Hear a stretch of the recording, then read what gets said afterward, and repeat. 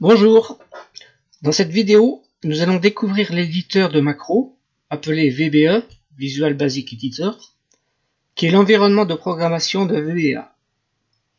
Donc pour y accéder, nous allons utiliser l'onglet développeur.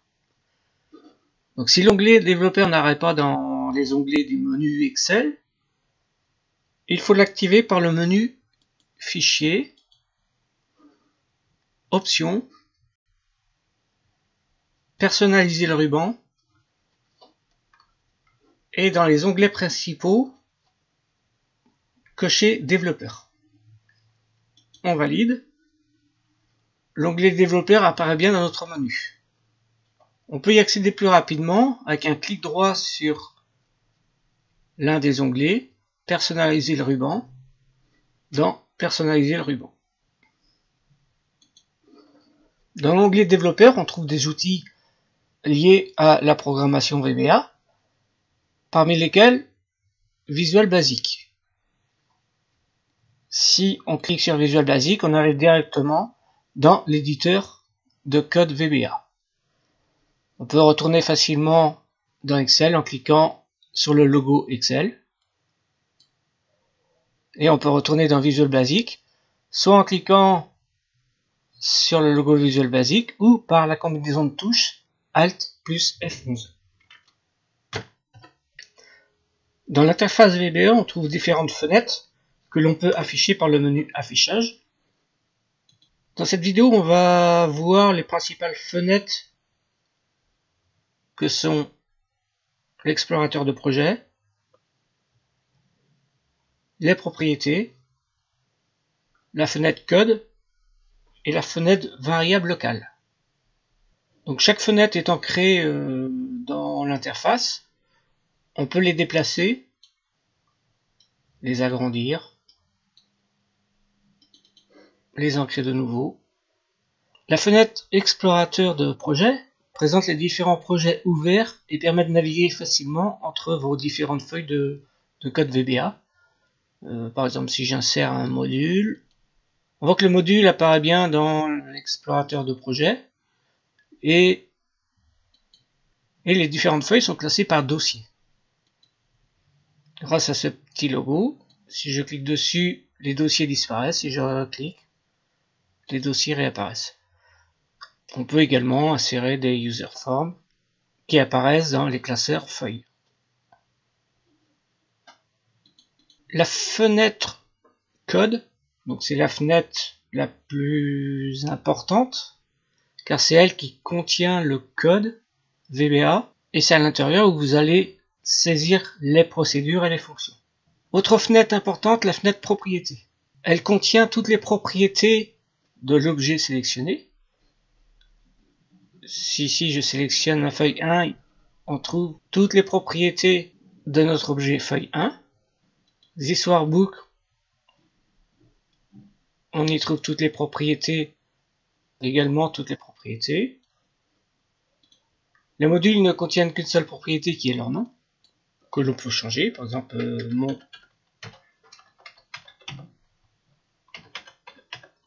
mon premier module. Donc le nom est bien modifié dans notre liste de projets. Il est important de bien nommer ces modules pour retrouver facilement les procédures dans lesquelles ils sont enregistrés. Dernière fenêtre, la fenêtre variable locale. Dans cette fenêtre, nous allons pouvoir vérifier toutes les valeurs que prennent les variables durant les procédures. Donc on y reviendra dans des vidéos ultérieures. Il est important de bien configurer l'éditeur de macros. En effet, VBE peut vous aider dans l'écriture de votre code et le mettre en forme de façon à ce qu'il soit plus facile à lire. Ouvrons les options par le menu Outils, Options. On y trouve différents paramètres. Dans les paramètres du code, nous avons la vérification automatique de la syntaxe. Si elle est cochée, dès qu'il y aura une erreur dans votre saisie, une alerte s'affichera. Nous avons ensuite déclaration des variables obligatoires. Si cette ligne est cochée, l'instruction option explicite apparaîtra dans toute nouvelle feuille de code et rendra obligatoire la déclaration des variables. Donc nous y reviendrons plus tard sur la formation sur les variables. Ensuite, nous avons complément automatique des instructions. Donc, cette option est intéressante car pour chaque objet, elle va afficher une fenêtre de toutes ses propriétés et ses méthodes. Donc, si je crée une macro,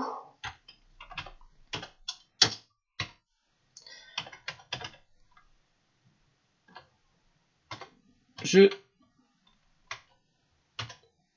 saisis un objet qui correspond à une cellule.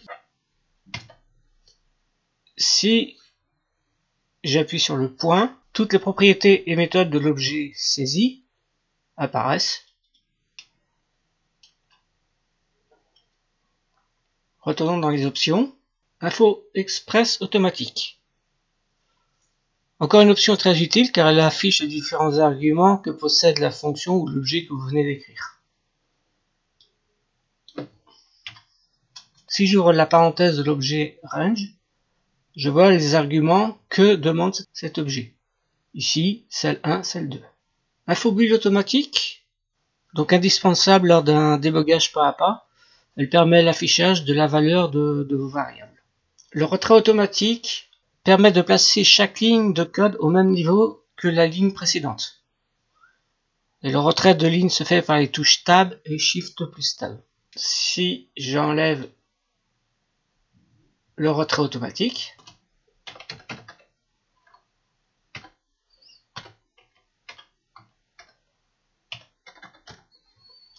si je passe à la ligne suivante pour écrire ma deuxième ligne de code, notre deuxième ligne ne se trouve pas au même niveau.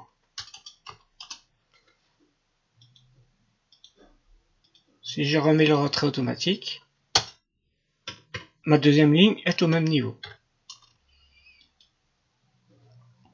Paramètres de la fenêtre. Les trois options sont intéressantes. L'édition de texte par glisser, déplacer permet de déplacer à l'aide de la souris le bloc de code sélectionné. Affichage du module complet par défaut.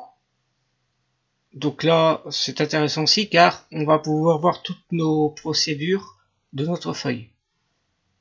Si j'enlève cette option, si je crée une deuxième macro, on voit que notre feuille affiche que la macro 2. Donc ici, on peut, dans nos déclarations, reprendre la macro 1, la macro 2. Par contre, si on veut que toutes nos procédures s'affichent dans la feuille, on va activer affichage du module complet par défaut. Dernier paramètre, séparation des procédures. Si ce paramètre est coché, on a une ligne qui s'affiche entre nos différentes procédures. Si je décoche, on voit que la ligne a disparu. À ce moment-là, on n'a plus de séparation entre nos deux macros. Séparation des modules. OK. Une ligne apparaît pour séparer nos macros. Nous allons voir une autre fonction qu'offre l'éditeur de code. J'ai créé une petite procédure et je sais qu'elle me sera utile dans d'autres projets.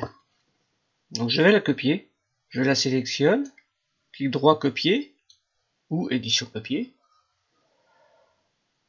et je la colle dans mon bloc-notes.